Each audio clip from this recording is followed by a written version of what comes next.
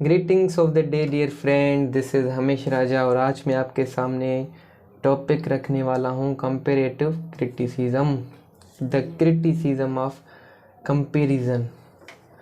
तो दोस्तों ये इंटरप्रिटेटिव क्रिटिसिज्म का एक टाइप है जिसमें हम पढ़ते हैं दो राइटर्स को या दो works means two works of the same writer.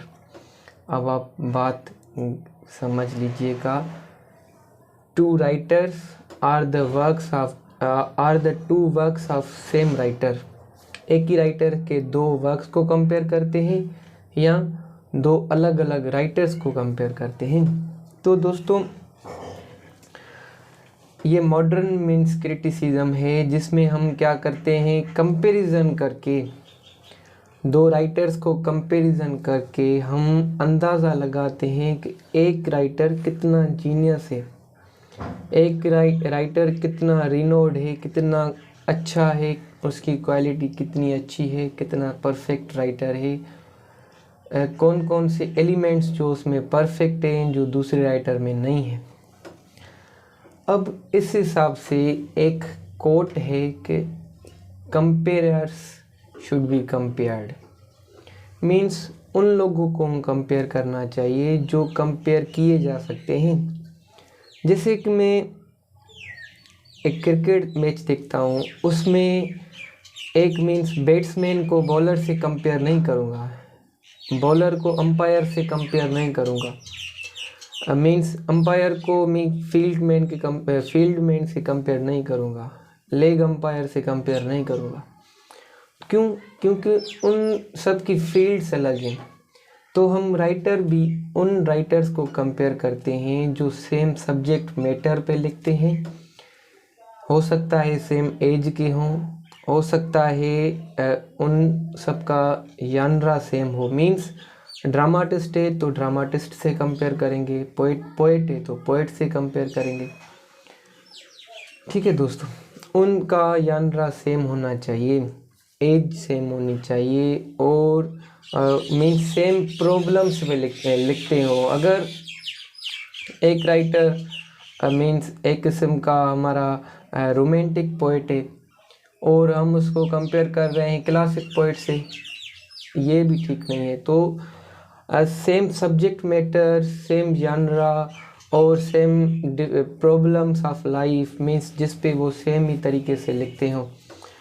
तो अगर हम शेक्सपियर को कंपेयर करते हैं मीन्स क्रिस्टोफर मार्लोव से, फ्लॉबर्ट से, जॉनसन से, तभी हमको ये पता चलता है कि कौन सी क्वालिटीज़, कौन से करेक्टरिस्टिक्स हैं जो शेक्सपियर में ज़्यादा हैं जो उन राइटर्स में नहीं हैं।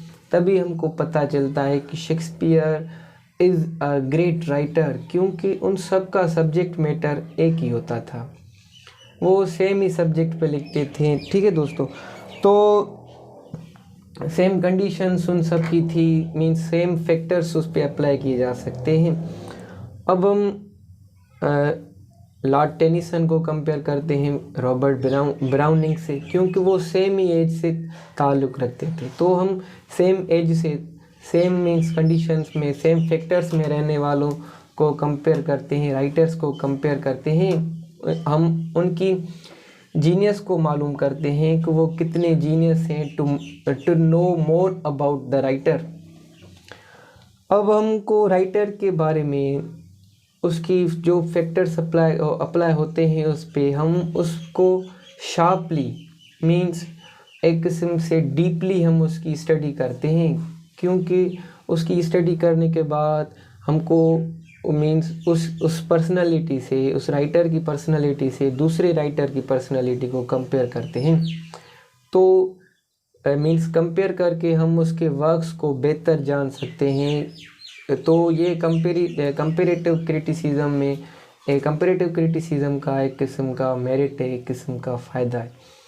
तो अब हम जैसे पढ़ते हैं comedy of errors to King लियर।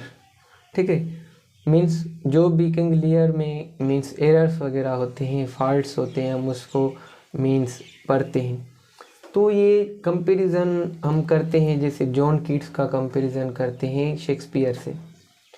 अब जॉन कीट्स तो रोमांटिसिज्म मीन्स एज से ताल्लुक़ रखता था और शेक्सपियर एलिजाबेथन एज से, तो हम मीन्स उनकी लेवल देखते हैं। अब जॉन कीट्स भी रोमांटिक लिखता था और मीन्स जो शेक्सपियर है वो भी रोमांटिसिज्म और क्लासिज्म दोनों पे लिखता था, इसलिए हम दोनों को कंपेयर करते हैं। और जो जॉन कीट्स है वो 26 एज में ही मर गया, वो मीन्स डेथ कर गया। तो अगर वो शेक्सपियर जितना ज़िंदा रहता तो वो शेक्सपियर जितना जीनियस होता, हम ये अंदाज़ा लगा सकते हैं।